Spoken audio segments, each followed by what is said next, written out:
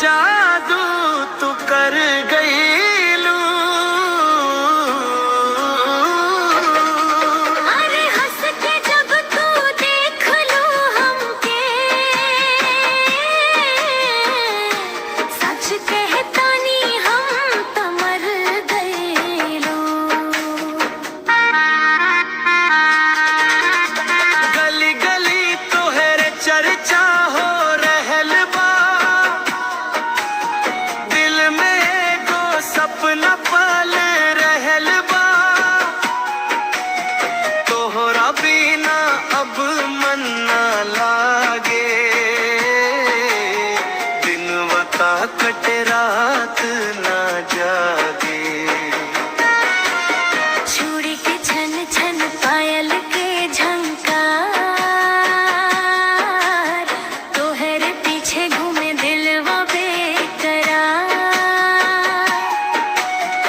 एक बेरा बोल दहा हो रानी,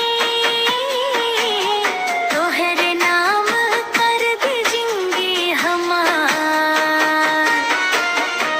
तोहरे मुस्की पे दिलवा ले गईलू, नयनवा से जादू तू कर गईलू।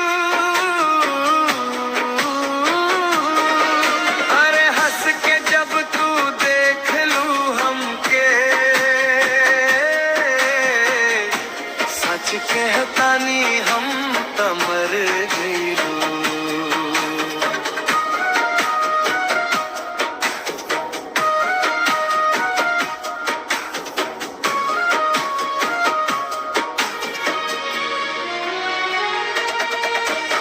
सांझ पड़े जब चांद निकले अंगना, तोहर याद आवे बार बार सजना। मोबाइल में फोटो तोहार देखी, मनवा काहे जाब प्यार कर ली।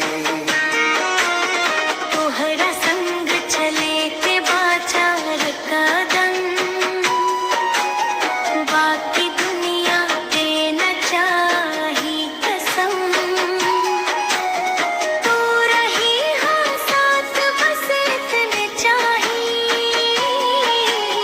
तोहरे बिना हम कुछ ना चाही। अरे धीरे धीरे दिल में उतर गईलू, बिना कुछ कहले सब कुछ कह गईलू।